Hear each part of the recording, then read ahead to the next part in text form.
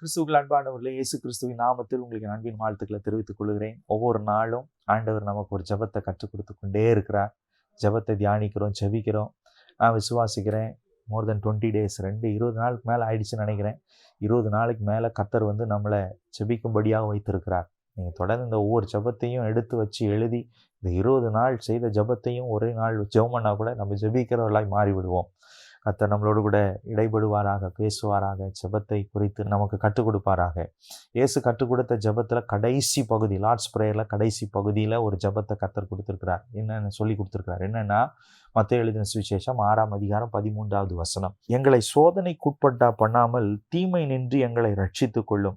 ராஜ்யமும் வல்லமையும் மகிமையும் என்றென்றைக்கும் உம்முடையவர்களே, ஆமேன் என்பதே. ஆண்டவரே, எங்களை சோதனைக்குட்படுத்தாதபடிக்கு தீமை நின்று எங்களை ரட்சித்து கொள்ளுங்க. இது ஒரு ஜெபம். சோதனை எல்லாருக்கும் வரும் இல்லை? சோதனை சகிக்கிற மனுஷன் பாக்கியவான், அவன் உத்தமன் என்று விளங்கின பின்பு அவனுக்கு கிரீடத்தை கர்த்தர் கொடுப்பார், ஜீவ கிரீடத்தை கர்த்தர் கொடுப்பார், அவன் பொண்ணா விளங்க பண்ணுவான். இதெல்லாம் இருக்குது. சோதனை திராணிக்கு மேலே சோதனை வராது. அவங்களுடைய அளவுக்கு ஏற்றது போல தான் சோதனை வரும். அப்போ ஆண்டவர் என்ன பண்ணுறாங்க அப்படின்னா, அப்படியெல்லாம் வார்த்தைகள் இருக்குதுன்னு தெரிஞ்சால் கூட இப்படி ஒரு ஜெபத்தை சொல்லி எங்களை சோதனைக்குட்பட பண்ணாமல் ஆண்டவரே தீமை நின்று ஆண்டவரே எங்களை ரட்சித்து கொள்ளுங்கப்பா. எங்களுக்கு சோதனை வேண்டாம். சோதனையை சகிக்கிற மனுஷன் பாக்கியவான் தான், ஆனாலும் சோதனைக்குட்பட பண்ணாமல் எங்களை தீமை நின்று ரட்சித்து கொள்ளும். எங்களுக்கு தீமை வருது, சோதனை வருது, பிசாசு சோதனையை கொண்டு வர்றான். அதை எல்லாவற்றிலையும் இருந்து எங்களை ரட்சித்து கொள்ளுங்க ஆண்டவரே.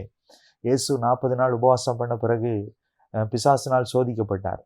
ஆவியானவரால் தான் கொண்டு போகப்பட்டு பிசாசினால் சோதிக்கப்பட்டார். ஆனால் அந்த சோதனைக்குட்பட பண்ணாமல் ஆண்டவராகிய பிதா அவரை காத்து கொண்டார், அந்த தீமையிலிருந்து ரட்சித்து கொண்டார். அப்போ செபிக்கும் பொழுது நாம் இப்படி அழகாய் கருத்தாய் செபிக்கும் பொழுது உங்களுக்கு வர்ற எல்லா சோதனையிலிருந்து உங்களை தப்பித்து போவதற்கு உங்களுக்கு திராணியை கொடுத்து, உங்களுக்கு பலத்தை கொடுத்து, அதை மேற்கொள்ளவும் கர்த்தர் கிருபை செய்வார். தீமையே வராதபடிக்கு நீங்கள் விலகி போக முடியாது, கர்த்தர் செய்வார். செபிப்போமா? நல்ல தகப்பனே, எங்கள் வாழ்க்கையில் இருக்கிற சோதனை, எங்கள் குடும்பத்தில் இருக்கிற சோதனை, எங்கள் சூழ்நிலைகளில் இருக்கிற ஆண்டவரே, எங்களுடைய வேலை சூழ்நிலைகளில் இருக்கிற சோதனைகள் எல்லாவற்றிலையும் இருந்து எங்களை ஆண்டவரே தீமை நின்று ரட்சித்து கொள்ளுங்க. அதற்கு உட்படாமல் என்னை பாதுகாத்து கொள்ளும் ஆண்டவரே. தாழ்த்தி ஒப்பு கொடுக்கிறோம். உங்கள் நாம மகிமைப்படட்டும். இயேசுவின் நாமத்தில் ஜெபிக்கிறோம் பரலோக நல்ல பிதாவே. ஆமேன், ஆமேன், ஆமேன். கர்த்தர் நல்லவர். உங்களை ஆசீர்வதிப்பா. தொடர்ந்து இன்னும் அநேக ஜெபங்களை நம்ம தியானிப்போம். கர்த்தர் உங்களை ஆசீர்வதிப்பா. தேங்க்யூ. God bless you.